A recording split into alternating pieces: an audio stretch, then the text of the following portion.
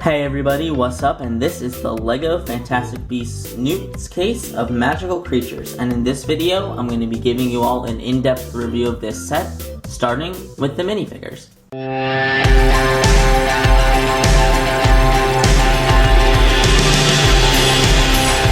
Here are the first two minifigures included in the set. We have Newt Scamander on the left and Jacob Kowalski on the right.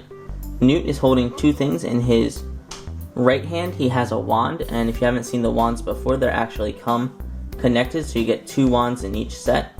And he also has his bow chuckle in his other hand, and I think that is really nice. I really like that. It's just a small piece. It's not even printed or anything, but just the fact it's there is nice. Both these minifigures are wearing their outfits that we first see them in when they first enter into the suitcase, and they each have very cool alternate faces. I really like how Jacob Kowalski includes a helmet because his skull is susceptible to more pain than Newt's. Rounding off the minifigures, we have the Goldstein sisters with Tina on the left and Queenie on the right. And I think both these figures are really well done. Tina has a teacup with an actual lid on there, so that piece comes off for capturing the Alchemy. And they each have wands. I think that Queenie looks really good with all of her pink. It just really captures the character well. And both of these figures have alternate faces. Queenie's is pretty interesting, and yeah, I'm really happy with both of these. So this is the suitcase that's included in the set. This is pretty much the main primary build of the set. And one thing that strikes me right away is that all around this suitcase looks good. It has enough detailing and texturing throughout the whole thing that really makes this a nice build. Starting with the front of this, it's not anything really special. You just have tan and some gold around there, but it's good. This is going to be part of the roof, which you'll see in a moment. And looking at the side, again, it's still really nice. I mean, even though there's a lot of mechanism back here, it's covered up pretty well, and just the different uses of colors really make this good. This front of the suitcase is perhaps my favorite part, where you can see we have the sticker there for NS, which is for Newt Scamander. That is his nameplate on the suitcase. And then right here we have another sticker. This is the Muggle-worthy lock, so it says Muggle-worthy there, and you can also flip this if you want, just, you know, for fun, and I think that's really nice actually. I think that is a great feature of this thing. And then coming just around the side, again, not that much to see, but it just, as a whole, this thing is really nice. Like I showed in the beginning, you can actually hold this thing. I mean, I'm holding it above the ground there, and that is really awesome. It's just a nice little detail that adds to this. It makes it more functional. So now to open up this suitcase, you open it up right here. You just pull open this part, and this brings up the whole roof of the suitcase, just like so. And now inside here, you just have to pull the two sides apart, and it just is held together by a clip, and these just come apart just like so, and that really opens up the suitcase. I mean, check that out. That gives you a pretty good play space, in my opinion. That's really nice. And then right here, we have the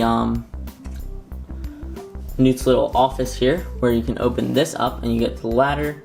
And there you go, just like that. Now you have a whole display here, and I think this is really nice. So starting down low with a look at it, this is Newt's office, as I mentioned. And it has a ladder that goes down into it. It's kind of basic, but if we open up the roof, you get more light in there. And you can see perhaps my favorite detail of the whole set. That is a portrait on the wall there of Lita Lestrange, who obviously was Newt's love interest at the time of the movie. Then on the other side, we have a bar of gold, and we also have a couple potions. So yeah, just cool stuff in there for Newt to have for kind of like maintenance of the whole suitcase. And then on this side of the suitcase, we have a sink here where Newt can wash his hands. There's a pile of hay in the back here, and there's also a butcher's knife, a comb, and some chicken. So this is pretty much supposed to be for maintenance and feeding of the animals, so they have plenty of food there for them. And then coming along this side's a little more interesting. In the back there we have a display, and it's pretty much just a whole bunch of gold for the Niffler to have, so that's pretty cool. I really like that. The Niffler is a very cute build. Just take a look at him. He's like really small, but it looks really nice. He has some good coloring in there, and I think they captured the Niffler really well in LEGO. That is, of course, a new piece. In the back there, we have a tree with other plants, and that is for the bow truckle, as you saw earlier with the minifigs. Then down here we have an Alchemy egg, and this is just supposed to be an egg, and it's in a nest there. I really like the way they built the nest up. It's really nice. Newt also has a pail down there for feeding the Alchemy, or just all the animals. And yeah, that's really the interior of this suitcase.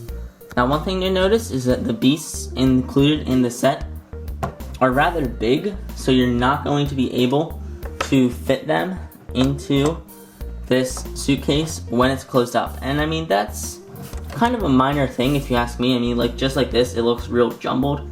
Obviously, the more you spread it apart, the more better this display looks. But I mean, it's kind of like personal preference there. I'm not bothered by this. And yeah, now let's just take a close look at the beasts. They don't fit in the suitcase, but they're really, really nice, and I think that makes up for it. So first off, here is the Alchemy, and I think this is actually the weakest beast in the set, and that's actually a good thing because this is still a really, really nice beast. So this is the Alchemy. You can see the head here is really nice. It's really nicely printed. She actually uses the same headpiece as Frank, who we'll see in just a moment. The Alchemy has pink wings here, and these can be rotated just like so, up and down, to make it look like she's flying. I think that is really nice. And then we just get all of these little segments, which are on ball joints, so you can actually really pose this thing up, which is nice. And you can get some really cool flying poses in here. I mean, just check this out. Like, that is pretty cool. That looks like she's in flight. But the reason she's the weakest is actually because of these ball joints make it really hard for the Alchemy to stand just on hard surfaces. I mean, obviously if you have studs, that's not a problem, but if you want to do something like this where she's standing up, it's a very top heavy, so you know, you just try and she's gonna fall over, so you really have to angle these a lot. That's really not even a problem though. I don't have a problem with that, especially since most of the time I'm gonna have her on studs. But yeah, this Alchemy is extremely nice, and I think kids especially are just gonna love having her fly around their Lego displays. And yeah, I love this beast, even though I think it's the weakest. Next up, here's the Rompin, and I think this is another beast that is done very, very well. The Rompin is a very recognizable beast, and it's also a very big one. It's kind of rhino-like, and I think they captured it really well here in Lego. The whole head is on a ball joint, so you can move this up and down. It's pretty basic, but I like it. And taking a look at the face, there's very nice printing for the eyeballs. I really like that.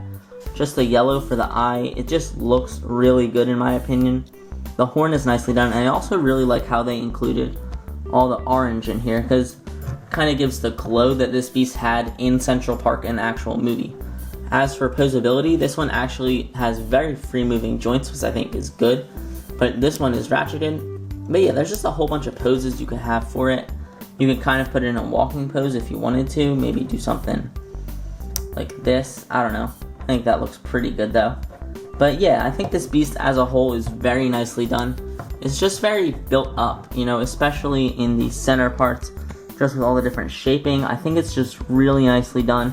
And yeah, another very, very awesome beast. These beasts are so much better than I thought they'd be. And last up for the beast, we have Frank the Thunderbird. And look at this character. This beast is done so well. Taking a close look at some of the details first, obviously the feet are pretty basic and brick built. There's a lot of tan and gold around this. Like I showed, Frank has the same head piece as the Alchemy, but it's extremely different. And Frank also has these beautiful, beautiful wings. Check these out. These wings are phenomenal. And they're very big, and they're very just majestic. You can just take a look at this. This looks nice, just flying in here. It's very golden, it just looks very good. Frank is very happy looking. I think the head on this bird, as I mentioned, is really well done. It's really nice. You can even open the mouth if you want. That's pretty cool.